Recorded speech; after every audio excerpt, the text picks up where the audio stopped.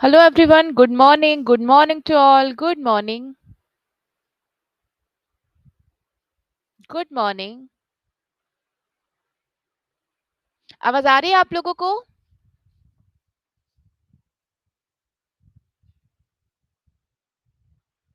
आवाज आ रही है आप लोगों को? गुड़िया, रिंकी, मंजरी, गुड मॉर्निंग। राधे राधे। राहुल, आवाज आ रही है हमारी? ऑडियो क्लियर है? बताइए कैसे हैं आप सभी? आज 21 तारीख हो गई है, 25 को आप लोगों का पेपर है।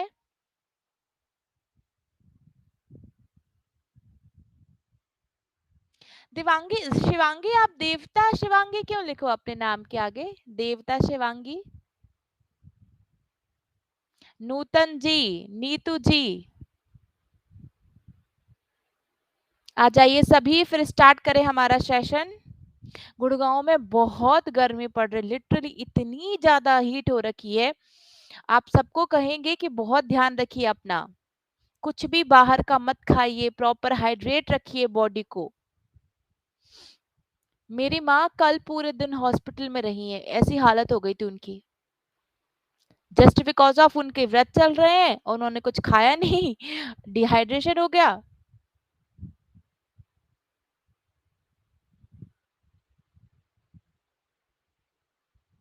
स्टार्ट करें, सब आ गए?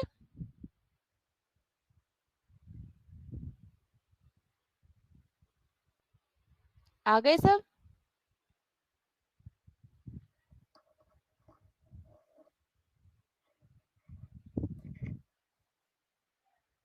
चलिए स्टार्ट करते हैं हम।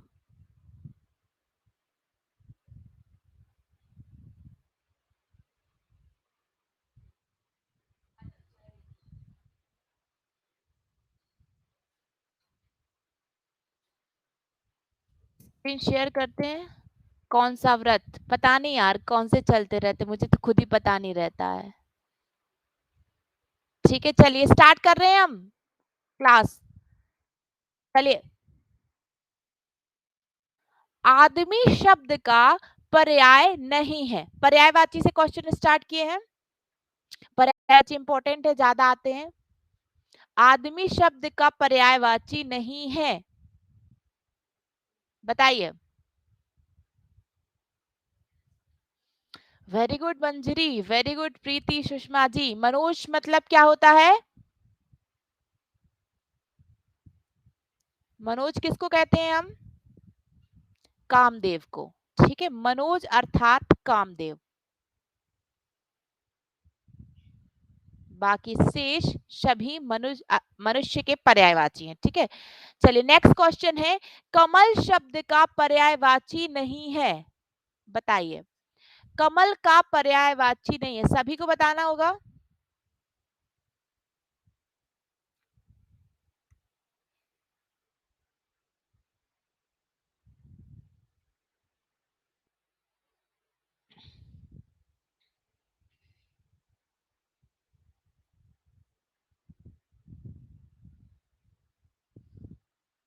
कमल का पर्यायवाची नहीं है सरसिज, मनसिज, इंदिवर और उत्पल। तो यहां पर अगर हम क्वेश्चन देखेंगे तो मनसिज मतलब फिर से कामदेव, बाकी सरसिज मतलब कमल, इंदिवर मतलब कमल और नीलोत्पल। अब यहां से एक प्रश्न कई बार बनता है कि नीलोत्पल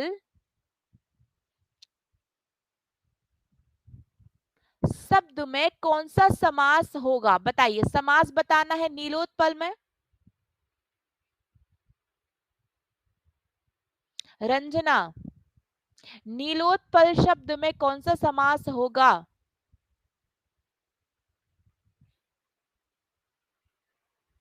सबसे पहले समास विग्रह कीजिए। रिंकी कुमारी, समास विग्रह कीजिए। नीलोत्पल, उत्पल मतलब होता है कमल। नहीं, नीलोत्पल अर्थात नीला है जो कमल, यहां पर कमल ही आएगा। ठीक है, तो ये हो जाएगा कर्मधारय समास। कौन सा समास हो जाएगा? कर्म, जैसे हम कहते हैं ना नील कमल, तो नीला है जो कमल, तो ये किसके अंतर्गत आएंगे? ये आ जाएंगे आपके कर्मधारय। ठीक है, क्योंकि यहाँ पर चूंकि नील लिखा है तो यहाँ पर हम कमल की विशेषता बता रहे हैं। अगर शब्द होता जलज, ठीक है, तो जलज मतलब जल में उत्पन्न होने वाला कमल, यहाँ पर कोई भी विशेषण नहीं है, तो ये हो जाता आपका बहुब्रीहि समास। लेकिन यदि विशेषण और विशेष्य होता है तब आपको कर्मधारय पर ही टिक करना होगा। किसी का यहाँ से कोई डाउट है? किसी का कोई डाउट यहाँ से?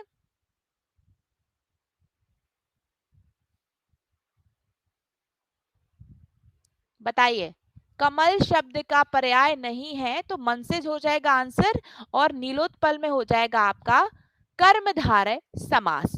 इसके बाद हमारा प्रश्न है, घड़ा शब्द का पर्यायवाची नहीं है। बहुत इजी क्वेश्चन है लेकिन ऐसे ही परीक्षाओं में पूछे जाते हैं। घड़ा शब्द का पर्यायवाची नहीं है। Very good Rahul, Ranjana, Sushma Singh. Last 3 days में कुछ भी नया नहीं पढ़ना है, जो पुराना पढ़ा है उसको एक बार रिवाइज करो बस। प्रीति, पैसेज आ सकता है, वो मैंने आप लोगों को पढ़ाया है, एक पूरे सेशन में पैसेज पढ़ाया था। ठीक है, तो घड़ा शब्द कलश भी होता है, कुंभ भी होता है, घट भी होता है, लेकिन तट मतलब होता है किनारा। इसको हम कूल भी कहते हैं, कूल भी कहते हैं, साहिल भी कहते हैं। ठीक है, कूल भी कहेंगे और साहिल भी कहेंगे। चलिए, अगला प्रश्न है हमारा, पत्नी शब्द का पर्यायवाची नहीं है, बताइए। भार्या, सगर्भा, गृहिणी, दारा। पत्नी शब्द का पर्यायवाची नहीं है।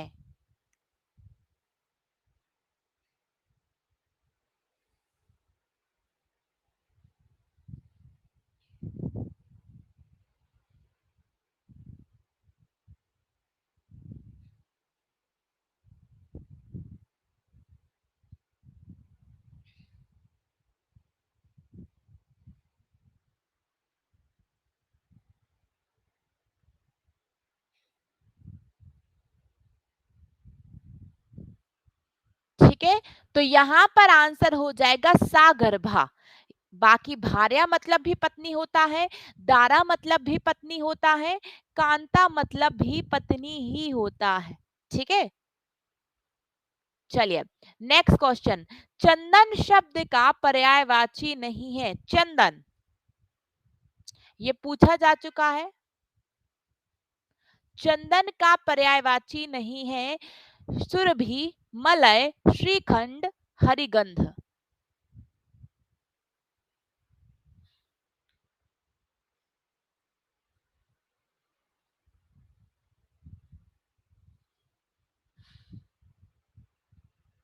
ठीक है, तो सुरभि मतलब होता है सुगंध। ठीक है, बाकी शेष मलय मतलब भी चंदन होता है, श्रीखंड भी चंदन है, और हरिगंध भी चंदन ही होता है, लेकिन सुरभि मतलब होता है सुगंध। ठीक है, चलिए आगे बढ़ेंगे। क्वेश्चन है, सहेली शब्द का पर्याय नहीं है। सहेली, सहचरी, सजनी, आली, अली। ये क्वेश्चन मैंने जो लास्ट मैराथन हुई थी सैटरडे उसमें करवाया था। सुषमा जी, कोई बात नहीं, नए शब्द सीख रहे हो आप, नए शब्द सीख रहे हो। तो यहाँ पर देखो, अगर मैराथन में होंगे तो मैंने पढ़ाया है ये। अली मतलब भवरा, अली मतलब होता है भवरा, और सहेली का पर्याय सहचरी है, सजनी है, आली है, लेकिन भवरा होता है अली का पर्यायवाची। D is the right answer. चलिए आगे बढ़ेंगे। नेक्स्ट क्वेश्चन है, किन्हीं किस विकल्प में के सभी शब्दों में सुमेलित पर्यायवाची नहीं है। अब हम हर एक के पर्यायवाची देखेंगे। ठीक है, व्याल, उरग, पन्नग, सारंग, अही, माधव, उपेंद्र, नारायण, चतुष्पाणी, हरि, विभावरी, यामिनी, शर्वरी, राका, शब, सर, बाण, नाराज, तीर, सिलीमुख। तो पहचानिए।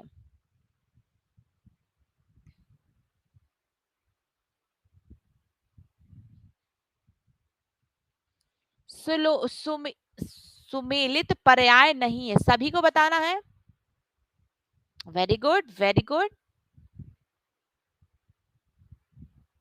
ठीक है, देखो, तो माधव, उपेंद्र, नारायण, चतुष्पाणी, हरि, ये सब विष्णु जी के पर्यायवाची हैं। ठीक है, विभावरी, यामिनी, शर्वरी, राका, ये सभी रात के पर्यायवाची हैं। सर, बाण, नाराज, तीर, सिलीमुख, ये सभी बाण के पर्यायवाची। लेकिन आंसर हो जाएगा विकल्प ए, व्याल मतलब सांप, उरग, पन्नग मतलब सर्प, लेकिन सारंग हम हिरण को कहते हैं और शेर को कहते हैं। ठीक है, आंसर क्या हो जाएगा?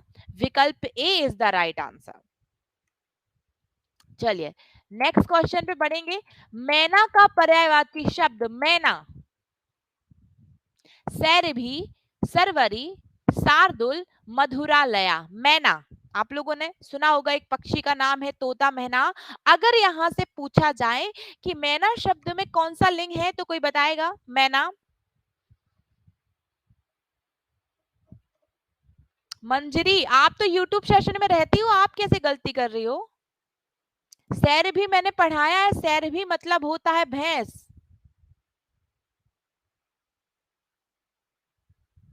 ठीक है, सरवरी मतलब होता है रात, शार्दुल मतलब होता है शेर, और मधुरालया मतलब हो जाएगा मैना। Very good. और जो मैना जो शब्द है वो है आपका स्त्रीलिंग शब्द। कौन सा शब्द है स्त्रीलिंग शब्द? विकल्प सी इज द राइट आंसर। सभी एक बार अगेन पीडीएफ को देखेंगे, पढ़ेंगे। ठीक है, चलिए नेक्स्ट क्वेश्चन है, निम्न में से विद्वान का पर्यायवाची क्या होगा? कवि, कोविद, सुधी, सुध। विद्वान का पर्यायवाची शब्द अगर पूछा जाए, ये पूछा जा चुका है, विद्वान का स्त्रीलिंग, तो विद्वान का स्त्रीलिंग होता है विदुषी। ठीक है, विद्वान, विदुषी, और इसका पर्यायवाची होता है कोविद। कोविद कहा जाता है विद्वान को।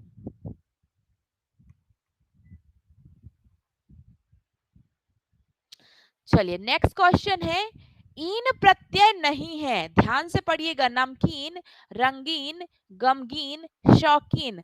आप पहले मूल शब्द पहचानो, किसी का गलत नहीं होना चाहिए ये क्वेश्चन।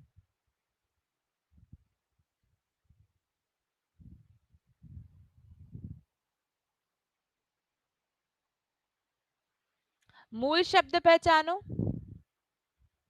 Very good. अगर आप मूल शब्द देखोगे तो ये नमक है, ठीक है, ये रंग है, ये शौक है, लेकिन गमगीन एक पूरा शब्द है, इसमें कोई भी मूल शब्द और प्रत्यय नहीं है, तो ये हो जाएगा हमारा आंसर। गुड़िया, रंग को जब आप अलग करोगे, इसका मूल शब्द रंग धनीन हो जाएगा, तो रंगीन बनेगा। नमक धनीन से नमकीन, शौक धनीन से शौकीन। लेकिन गमगीन में कोई मूल शब्द नहीं है, कोई प्रत्यय नहीं है। अच्छे से आंसर दो। चलिए नेक्स्ट क्वेश्चन है, निम्नलिखित में से तत्सम शब्द नहीं है, दुर्बल क्षेत्र त्योहार सूची। तत्सम शब्द नहीं है पूछा है, बताइए।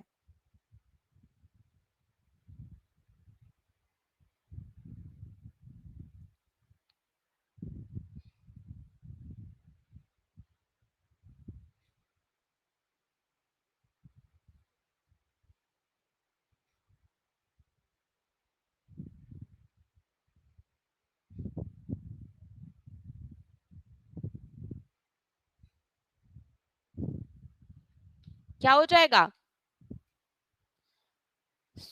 देखो ध्यान से, त्योहार जो है वो हिंदी का शब्द है, इसको हम कहते हैं तिथिवार या फिर पर्व। बाकी दुर्बल तत्सम है, क्षेत्र तत्सम है, सूची इसको हम कहते हैं सुई। क्या आप लोग क्लासेस पे ध्यान नहीं दे रहे? ये शब्द तो मैंने बताया है, हर मैराथन में मैंने सूची शब्द बताया है। दुर्बल को हम कमजोर, क्षेत्र होता है खेत। आंसर हो जाएगा त्योहार। त्योहार हमारे हिंदी भाषा का शब्द है। ठीक है, चलिए नेक्स्ट क्वेश्चन, चित शब्द का सही अर्थ क्या है? चित शब्द का आप लोगों ने ये शब्द बहुत सुना होगा।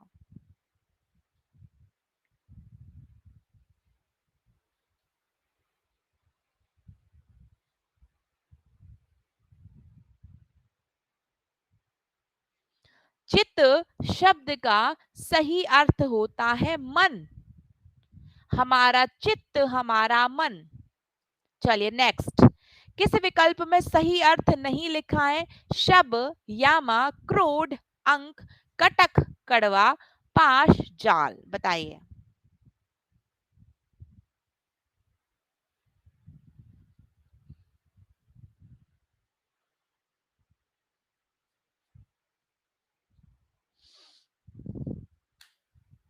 ध्यान से क्वेश्चन देखो।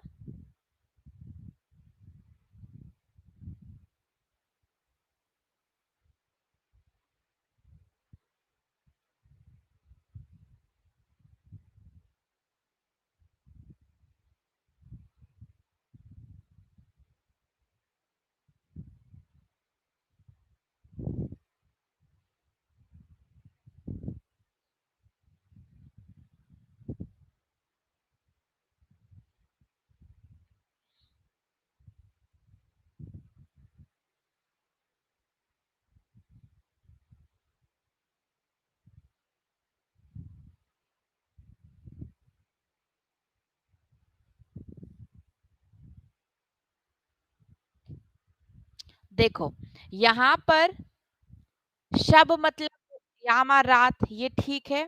ठीक है, ये भी ठीक है।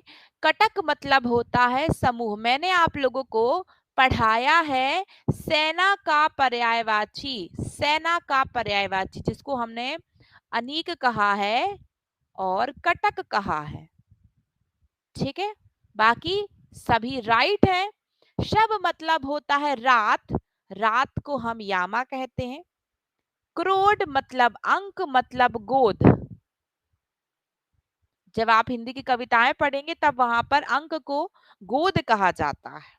ठीक है, चलिए नेक्स्ट क्वेश्चन है वर्ण वारण, वर्ण व्रण का सही अर्थ क्या होगा?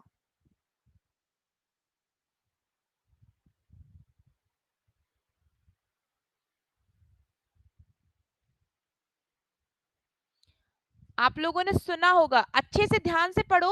वर्ण वारण वर्ण व्रण का सही अर्थ क्या होगा? अगर एक का अर्थ पता है तो सब पता होगा।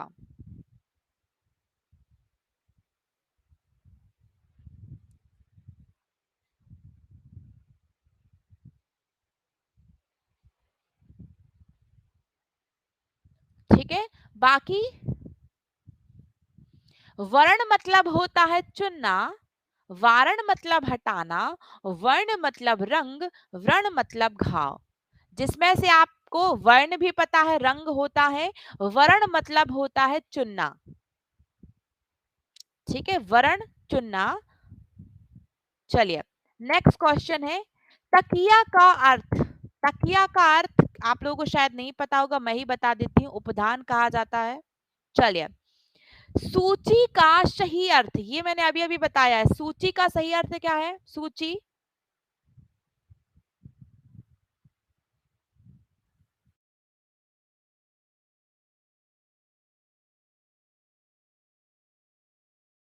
वेरी गुड, तो सूची होता है सुई।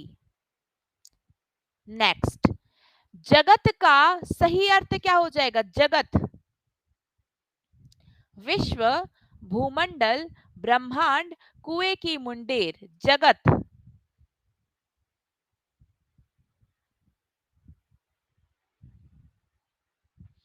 सारा जगत को हम क्या कहेंगे? विश्व कह सकते हैं। ठीक है, विश्व, पूरा संसार, विश्व। ब्रह्मांड में पूरे लोक आ जाएंगे। ठीक है, लेकिन विश्व मतलब पूरा, सारा। चलिए आगे बढ़ेंगे। नेक्स्ट क्वेश्चन है आप लोगों का षष्ठी और षष्ठी का सही अर्थ। देखो आप लोगों ने पढ़ा होगा षष्ठी मतलब होता है 6 और षष्ठी मतलब 60, विकल्प बी। चलिए, अब बहुत इजी से क्वेश्चंस आते हैं यहाँ से। निम्न में से शुद्ध वाक्य पहचानना है आपको, शुद्ध वाक्य पहचानिए। हर एक वाक्य को ध्यान, उनका प्राण, उनके प्राण, उसका प्राण, उनकी प्राण।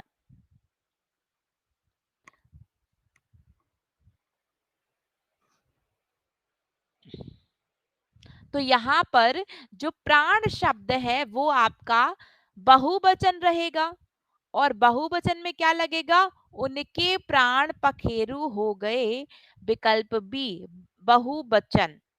नेक्स्ट क्वेश्चन है, निम्न में से अशुद्ध वाक्य क्या है? अशुद्ध वाक्य पहचानिए।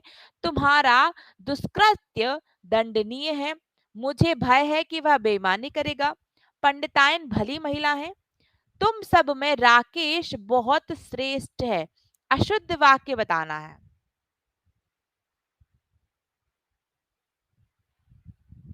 तुम्हारा दुष्कृत्य दंडनीय है, मुझे भय है कि वह बेईमानी करेगा, पंडितायन भली महिला है, तुम सब में राकेश,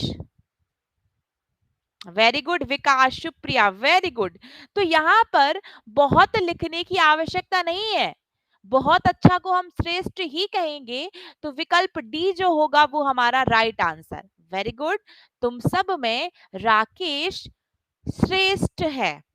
चलिए, अगला प्रश्न है, अंकों की औसत अच्छी है, इस वाक्य में अशुद्धि किस प्रकार है? अंकों की औसत अच्छी है, लिंग संबंधी, वचन संबंधी, अव्यय कारक। पहचानिए वाक्य। अंकों की औसत अच्छी है,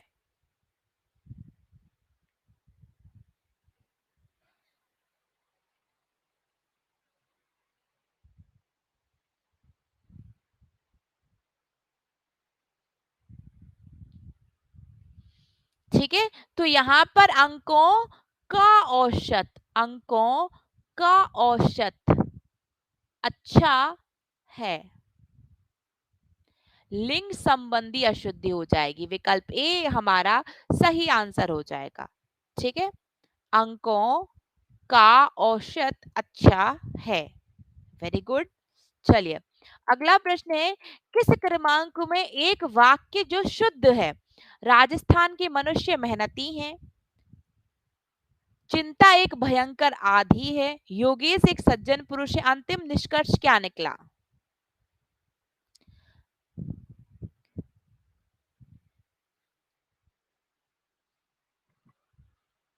शुद्ध वाक्य बताना है।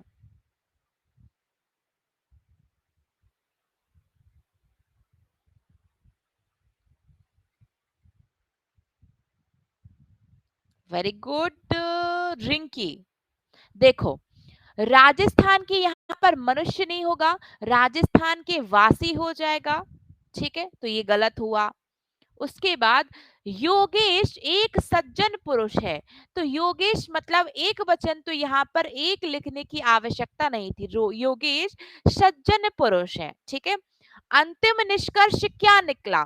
तो जो रिजल्ट होता है, निष्कर्ष मतलब होता है रिजल्ट, तो जो रिजल्ट है वो अंतिम ही होता है। हम यहाँ पर कह सकते हैं निष्कर्ष क्या निकला, यहाँ पर हमें ये नहीं कहना कि अंतिम रिजल्ट क्या है, रिजल्ट क्या है, क्योंकि जो रिजल्ट होता है वो एंड ही होती है किसी चीज की, निष्कर्ष ही होता है। तो यहाँ पर चिंता एक भयंकर आंधी मतलब व्याधि मतलब मानसिक रोग है, ठीक है। तो आंसर हो जाएगा विकल्प बी, चिंता एक मानसिक एक भयंकर आदि, आदि मतलब होता है मानसिक रोग। किसी का कोई डाउट है यहाँ पे?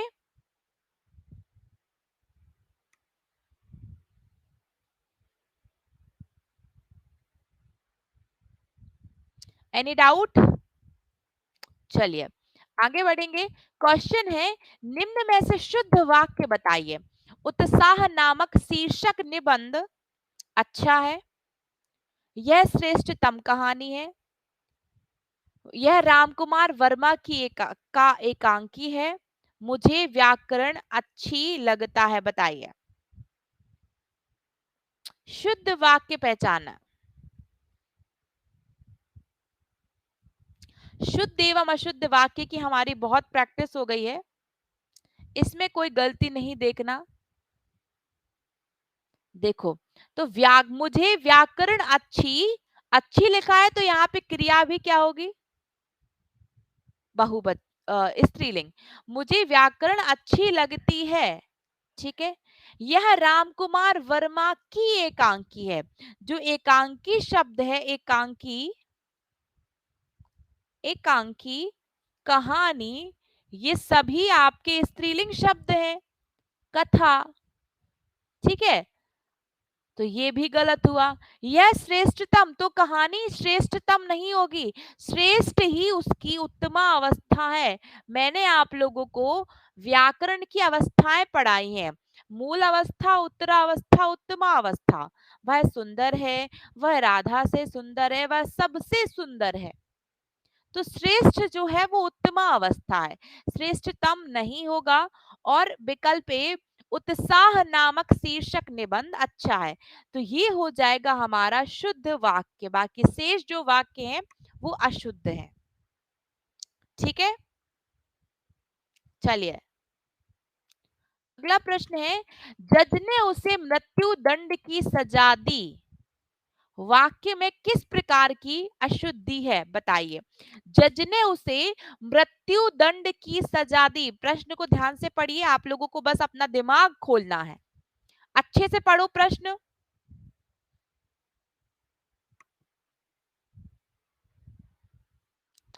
काजल, आप एक बार अच्छे से क्वेश्चन पढ़िए।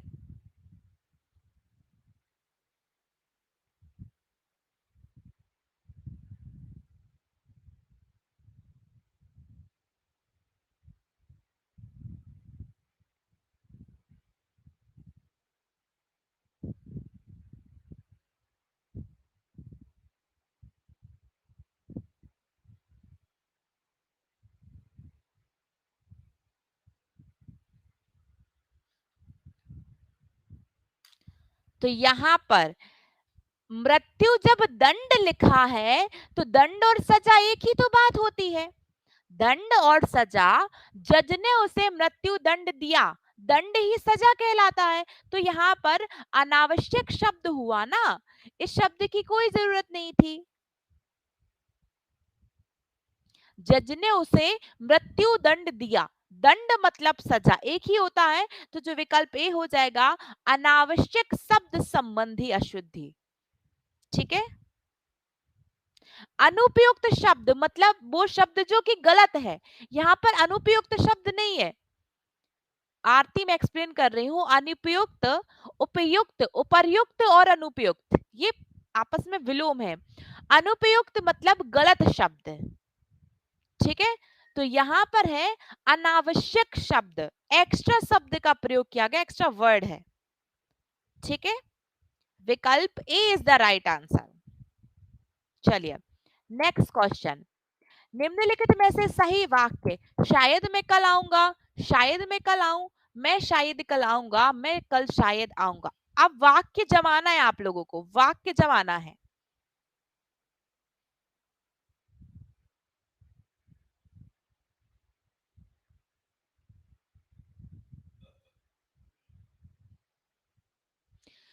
शुद्ध वाक्य, पदक्रम कहते हैं इसको, जैसे आप लोग इंग्लिश में पढ़ते हैं ना सेंटेंस को प्रॉपर अरेंज करना, वैसे हिंदी में होता है जिसको हम पदक्रम कहते हैं।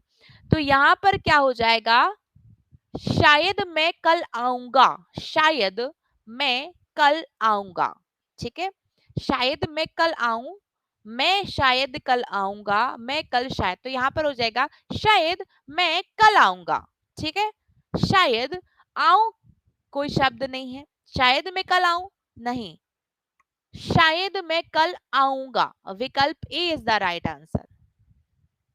चलिए नेक्स्ट क्वेश्चन है, शुद्ध वाक्य बताना है, बहुत आसान सा है, इस टाइप से मैं ज्यादा करवा रही हूँ क्योंकि क्वेश्चंस आते हैं। वर्तनी से, शुद्ध अशुद्ध वाक्य से प्रश्न पूछे जाते हैं।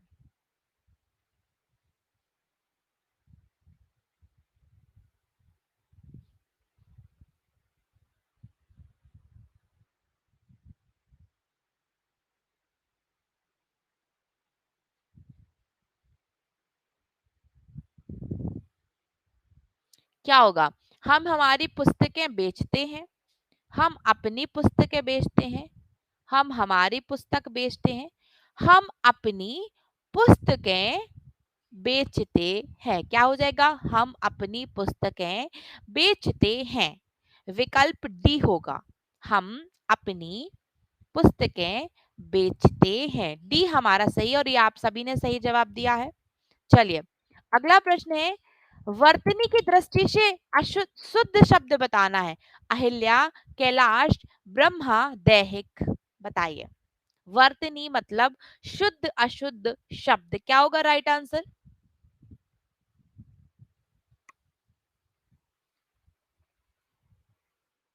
हर एक शब्द को अगर हम देखेंगे तो अहिल्या कैसे लिखते हैं? अहिल्या, जिनको पत्थर बना दिया था, फिर राम के स्पर्श से वो वापस से स्त्री बनी। कैलाश पर्वत, जहां पर शिव जी निवास करते हैं, कैलाश पर्वत। देह से बनता है दैहिक, मतलब शारीरिक। जो देह शब्द है उसमें एक प्रत्यय लगा हुआ है, शब्द बना दैहिक। देह मतलब होता है शरीर, काया।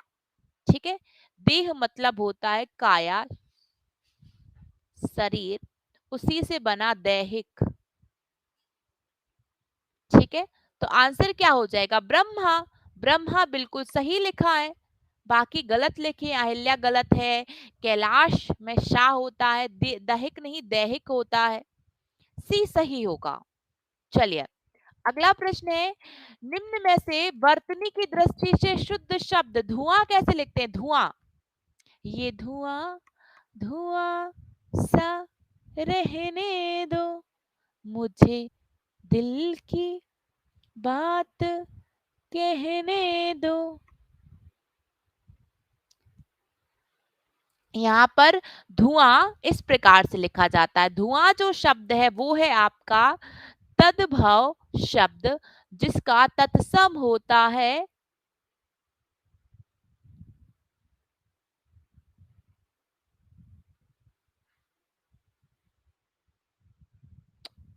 धूम्र। ठीक है, धूम्र। चलिए, अगला प्रश्न है, वर्तनी की दृष्टि से शुद्ध शब्द नवाब, त्रिकोण, खजूर, झोपड़ी। बताइए, बहुत इजी सा है, बहुत इजी क्वेश्चन है।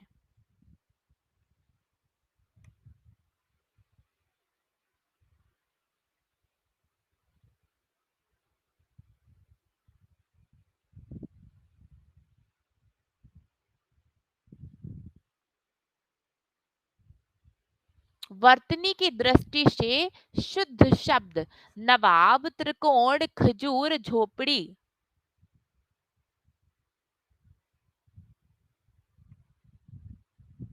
नवाब,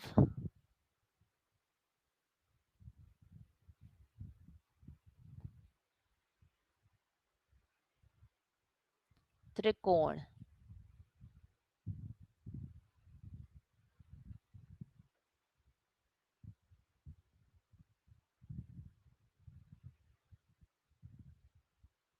खजूर, झोपड़ी सही है।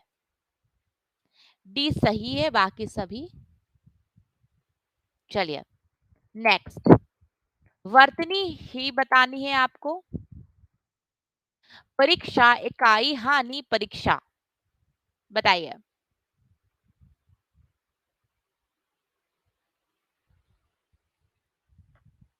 Very good. ये परीक्षा गलत है। इकाई कैसे लिखा जाता है? इकाई। ठीक है, और हानि कैसे लिखा जाता है? इस प्रकार से। आंसर क्या हो जाएगा? डी। चलिए, आगे बढ़ेंगे। अगला प्रश्न है, निश्चयवाचक सर्वनाम का शब्द नहीं है। निश्चयवाचक सर्वनाम, सर्वनाम अर्थात संज्ञा के स्थान पर प्रयोग में लाए जाने वाले शब्द। ठीक है, निश्चयवाचक, जिससे हमें निश्चितता का बोध होता है, और जो संकेतवाचक भी होता है। ठीक है, तो ये निश्चय है, वह निश्चय है, इस निश्चय है, लेकिन जो किसी है वो है अनिश्चयवाचक। किसी ने बुलाया है, ठीक है, तो यहां से अनिश्चितता का बोध हो रहा है, तो जो विकल्प सी है वो सही होगा। चलिए अगला प्रश्न है, उत्तम पुरुषवाचक सर्वनाम बताना है। उत्तम पुरुषवाचक सर्वनाम, मैं, हम, मुझे, आप, बताइए।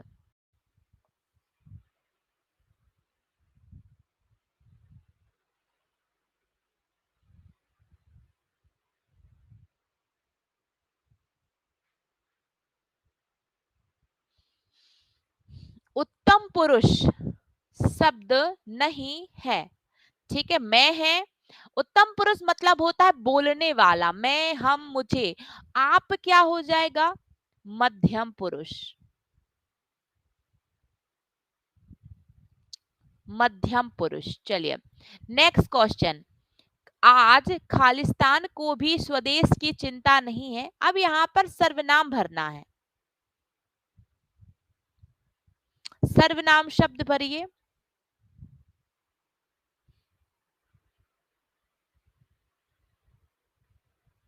आज खालिस्तान को भी स्वदेश की चिंता नहीं है, तो आज किसी को भी, आज किसी को भी स्वदेश की चिंता नहीं है, विकल्प बी हो जाएगा सही। चलिए अगला प्रश्न, आपकी बात जची नहीं। अब यहाँ पर सर्वनाम, अपन को, अपने को, मेरे को, मुझे, क्या होगा राइट?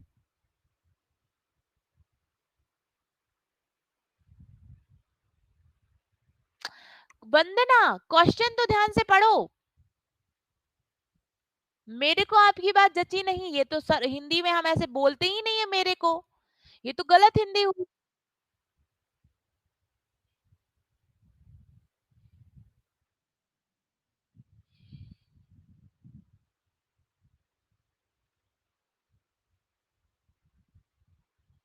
यहाँ पे क्या हो जाएगा? मुझे आपकी बात जची नहीं, विकल्प डी होगा, शुद्ध शब्द शुद्ध सर्वनाम होगा मुझे। मुझे मतलब कि उत्तम पुरुष, बोलने वाला। आप लोग पढ़ते हो ना फर्स्ट पर्सन सेकंड पर्सन, वही है यहाँ पे। चलिए नेक्स्ट क्वेश्चन है, यह पुस्तक खालिस्तान पिता लाए हैं। यहाँ पर भी सर्वनाम भरना है। इस प्रकार के जो प्रश्न हैं वो एग्जाम में आ जाते हैं, ये आपकी तार्किक क्षमता से संबंधित प्रश्न होते हैं कि आप कितना लॉजिक लगा सकते हैं। यह पुस्तक मेरे पिता लाए हैं, कोई डाउट ही नहीं होना चाहिए इसमें, यह पुस्तक मेरे पिता लाए हैं। चलिए नेक्स्ट क्वेश्चन है, किस विकल्प में जातिवाचक संज्ञा नहीं है? जातिवाचक संज्ञा जिससे हमें पूरी जाति का बोध हो। बालक, सड़क, मंगलवार, किताब। कोई गलत उत्तर नहीं देगा। अरे यार गलत ही दे रहे हो आप लोग। बालक के कोई भी बालक हो सकता है, कोई भी बालक हो सकता है, सड़क कोई भी सड़क हो सकती, किताब कोई भी, लेकिन मंगलवार एक एक विशेष दिन का है, तो ये हो जाएगा आपका व्यक्तिवाचक संज्ञा। मंगलवार हो जाएगा आपका व्यक्तिवाचक संज्ञा। बाकी शेष जो है, चलिए आगे बढ़ेंगे। अगला प्रश्न है, निम्न में से किस विकल्प में द्रव्यवाचक संज्ञा है? पारा द्रव्यवाचक संज्ञा जिससे पदार्थ की अवस्था, ठोस, द्रव, गैस, इनका बोध होता है।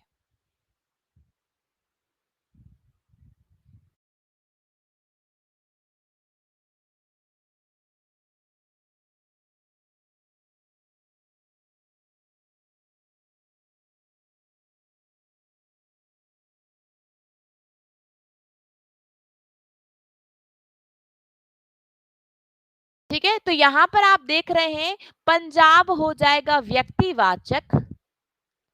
अच्छा बताओ, पाकिस्तानी क्या है, संज्ञा है या विशेषण है? पाकिस्तानी संज्ञा है या विशेषण है? नूतन, वेरी गुड, वेरी गुड। तो जो पाकिस्तान है वो हो जाएगा व्यक्तिवाचक संज्ञा, लेकिन पाकिस्तानी हो जाएगा विशेषण, और विशेषण से भी गुणवाचक विशेषण। कक्षा हो जाएगा समूहवाचक संज्ञा। आंसर हो जाएगा पारा। ठीक है चलिए अगला प्रश्न है, राजस्थान के एकीकरण में सरदार का अहम योगदान है। सरदार शब्द में कौन सी संज्ञा है? व्यक्ति, समूह, जाति, भाव। सरदार, आगे आप लोगों ने सुना होगा पूरा नाम, सरदार वल्लभ भाई पटेल। तो ये कौन है? ये एक विशेष व्यक्ति का नाम है, तो ये व्यक्तिवाचक के अंतर्गत आएगा। चलिए, अगला प्रश्न है, जनप्रिय शब्द में समास बताइए। जनप्रिय, सबसे पहले इस शब्द को तोड़िए, समास विग्रह कीजिए। जनप्रिय, अव्ययी भाव, कर्मधारय, तत्पुरुष, बहुब्रीहि। अव्ययी भाव में उपसर्ग होता है, कर्मधारय में विशेषण विशेष्य होता है, तत्पुरुष में कारक चिन्ह का लोप। तो जनप्रिय क्या हो जाएगा? जन को प्रिय, जनप्रिय अर्थात जन को प्रिय। तो ये जो को चिन्ह है ना, ये क्या हो जाएगा? कर्म तत्पुरुष समास। जनप्रिय, जन को प्रिय, कर्म तत्पुरुष समास। ठीक है, चलिए, अगला प्रश्न है आपका, अनजाने शब्द में समास बताइए। अनजाने, अनजाने शब्द में समास, कौन सा समास हो जाएगा? अनजाने मतलब अन जो शब्द है वो हो जाएगा उपसर्ग, अनजाने मतलब बिना जाने, और ये हो अगर उपसर्ग है तो अव्ययी भाव समास। ठीक है, उपसर्ग है तो अव्ययी भाव समास। चलिए आगे बढ़ेंगे। क्वेश्चन है, नरभक्षी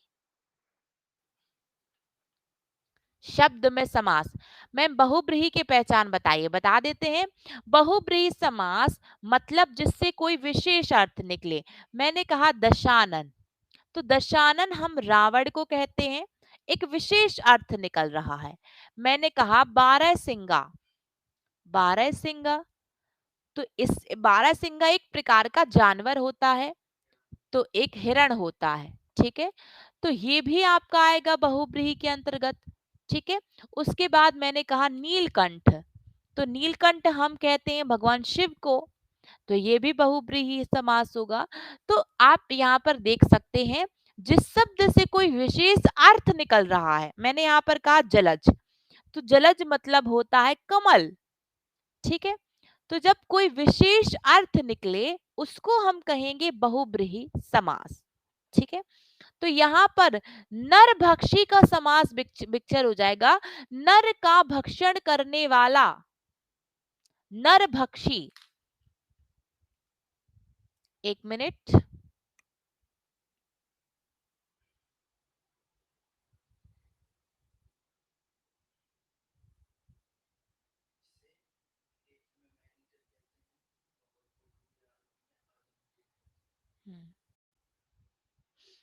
ठीक है, आप लोग जिसको आदमखोर कहते हो ना, उसको कहते हैं नरभक्षी, तो नर का भक्षण करने वाला, और ये हो जाएगा तत्पुरुष समास। ठीक है, क्योंकि यहां पर क्या हो रहा है, जब हम समास विग्रह कर रहे हैं तो कारक चिन्ह का लोप है, तो ये तत्पुरुष समास के अंतर्गत आएगा। चलिए, नेक्स्ट क्वेश्चन, चारु का पर्यायवाची शब्द। चारु क्या होगा? चारु का पर्यायवाची पढ़ाया है मैंने ये। चारु मतलब होता है सुंदर। चारु चंद्र की चंचल किरणें खेल रही थी जलथल में, स्वच्छ चांदनी बिछी हुई थी अवनी और अंबर तल में। चा वर्ण की आवृत्ति, अनुप्रास अलंकार। रश्मि मतलब होता है किरण। निशा मतलब होता है रात। चलिए, क्लियर।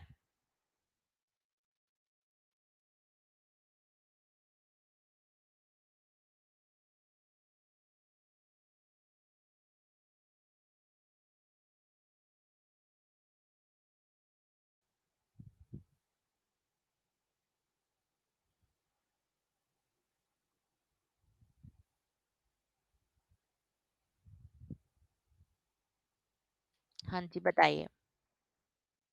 नेक्स्ट क्वेश्चन है आपका, निर्जर का समानार्थी, निर्जर।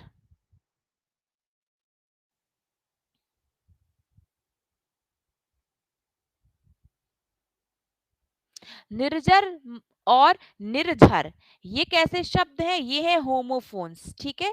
निर्झर और निर्जर, होमोफोन्स को हम हिंदी में कहते हैं श्रुति संभिन्नार्थक शब्द, ठीक है।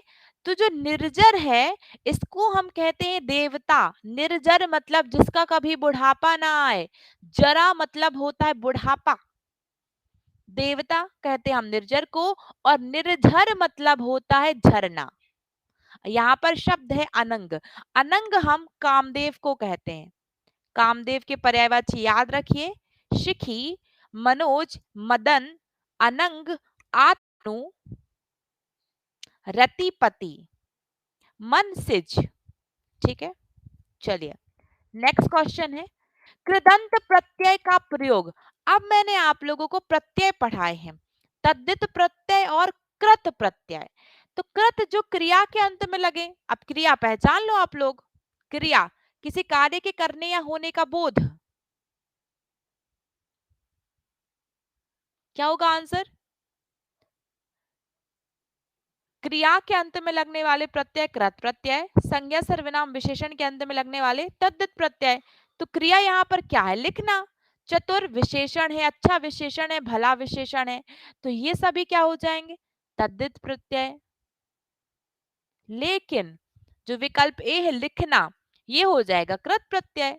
चलिए, अंतिम प्रश्न, रव का पर्यायवाची रव, वचन रसना ध्वनि जीव। तो रव मतलब होता है ध्वनि, रव मतलब होता है आवाज, उसको ही हम ध्वनि, रसना मतलब होता है जीभ, ठीक है। सुना होगा पक्षियों का कलरव, कलरव मतलब, रव मतलब होता है ध्वनि, आवाज, साउंड। जीव को हम प्राणी कह सकते हैं और रसना को हम जीभ। जीव और जीभ दोनों में अंतर है, होमोफोन्स है ये। क्लियर? चलिए, बताइए, किसी का कोई डाउट?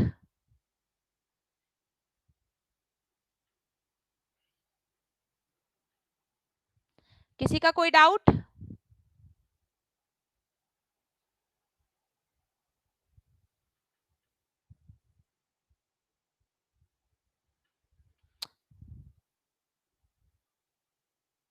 चलिए, तो आप इसके आगे भी मैंने बहुत सारे क्वेश्चंस बढ़ाए बनाए हैं, जो मैं आपको कल करवाऊंगी।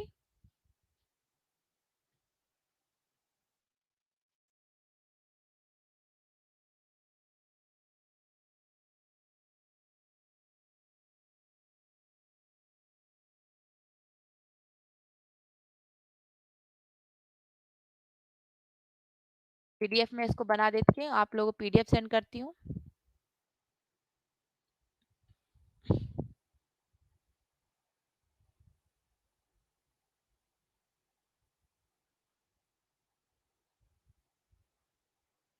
चलिए, आ जाते हैं हम।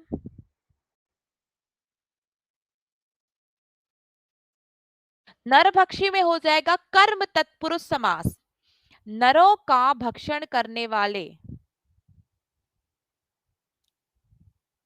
कर्म तत्पुरुष समास। चलिए, पीडीएफ लीजिए, 2 बजे वाले सेशन में आना है सबको, ठीक है। 2 बजे आपका यूट्यूब पर सेशन है, सबको आना है। क्लियर? पीडीएफ आया? पीडीएफ आ गया? 2 बजे यूट्यूब जो सेशन हो रहे हैं वहां पर प्लीज जरूर आइएगा, 1-2 दिन ही बचे हैं हमारे एग्जाम को, हमारी क्लासेस को। चलिए, तो मिलेंगे अब हम हमारी कल की क्लास में। आपके पास एक फीडबैक फॉर्म आया होगा, उस फीडबैक फॉर्म को जरूर फिल करें। आपको टीचर को फीडबैक देना है, कंटेंट को देना है और ऐप को फीडबैक देना है। सो प्लीज सभी को रेटिंग्स दें, कोशिश करें सभी को 5 स्टार दें, ठीक है। क्लियर? चलिए, तो मिलेंगे अब हम दोपहर 2 बजे। तब तक के लिए आप सभी अपना ध्यान रखिए। Bye bye, take care, have a nice day.